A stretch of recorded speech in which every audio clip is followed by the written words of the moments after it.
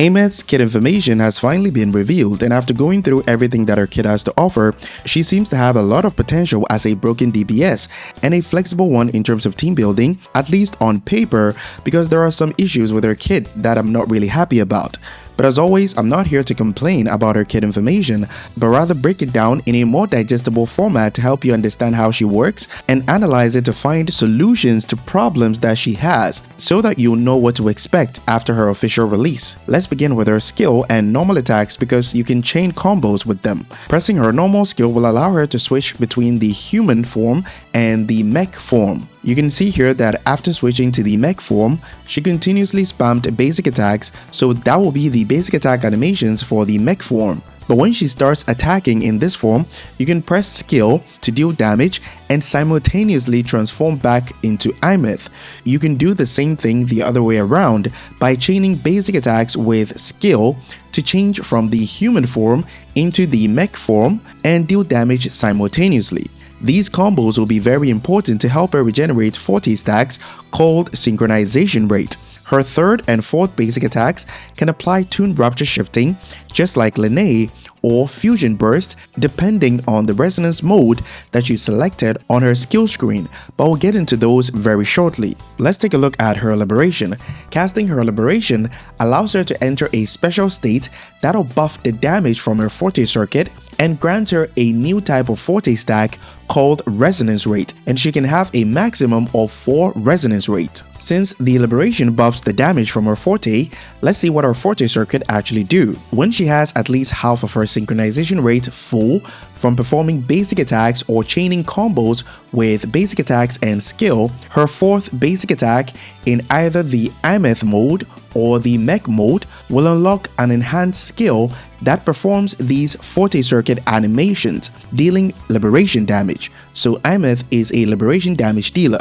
Each of these attacks from the Forte circuit will generate a resonance rate stack, but the damage that they do will be different based on her resonance mode. Resonance mode is something similar to Linnea's mode on her skill screen. Aemeath has something similar where you can switch between tune rupture shifting application and fusion burst application.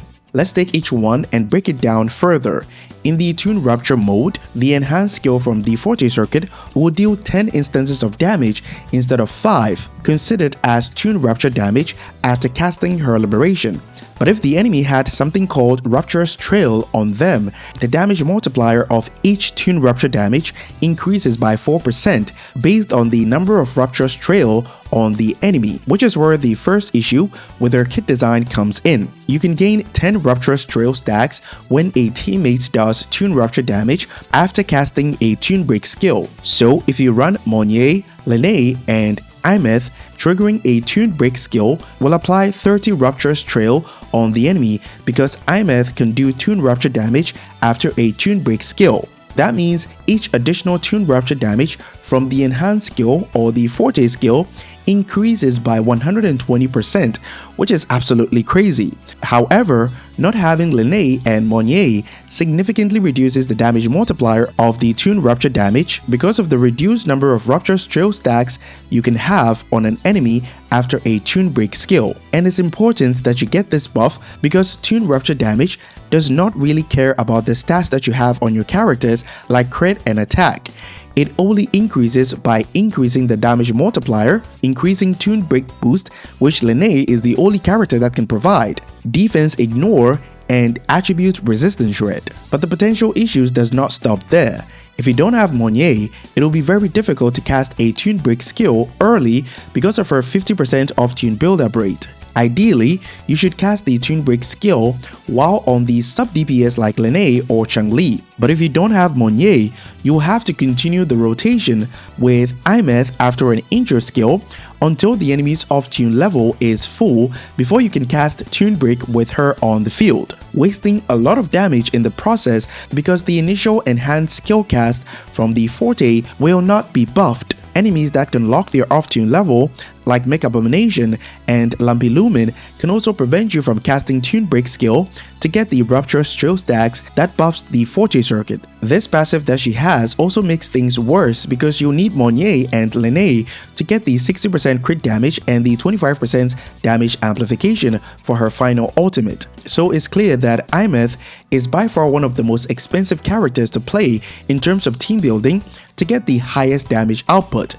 But the other resonance mode, which is the Fusion Burst, can help solve this issue to some extent if you don't have the best in slot team composition. In the Fusion Burst mode, the enhanced skill from the Forte will consume something called Fusion Trail and instantly trigger Fusion Burst. For those who are not aware how Fusion Burst works, it stacks up to 10 and explodes to do high damage. She can apply Fusion Trail the same way she applies Fusion Burst through basic attacks in a 1-to-1 ratio. But when she stacks Fusion Burst up to 6 stacks on an enemy, it will explode and deal the same damage as 10 stacks would do. This is very important because it gives room for more team building options. The focus is to stack more Fusion Burst before you intro to her to use her enhanced skill to consume the Fusion Trail to cause a Fusion Burst explosion, dealing massive damage because it gets a 10% damage multiplier per Fusion Trail stacks on the enemy and a whopping 200% damage multiplier after casting her Liberation, which is absolutely insane. But it will be difficult to sustain herself with Fusion Burst application since we don't have any unit at the moment that can apply them besides Aemeath, so you need to make sure that the least amount that you can apply can do a lot of damage, and that's where Chisa comes in. Chisa's 30% defense shred will be very good here because it's the only buff in the game right now that can increase the Fusion Burst explosion damage. So your alternative team building options for Fusion Burst, if you don't have Lene or Monnier, will be Chisa, Changli, and Aemeath. And you can pull up some quick swaps with this team composition to increase the amount of Fusion Trail to cause huge explosions. The third team will be Chisa, Yanlin, Aemeath, and the last one for Chisa teams will be Chisa, Zhengzin, and Aemeath. The Zhengzin team will do less overall damage if you don't have higher sequences for Zhengzin because her personal damage will be really low. Besides Chisa teams, you can also run mono fusion teams like Brand, Lupa, Aemeath or Brand, Changli, and Aemeath.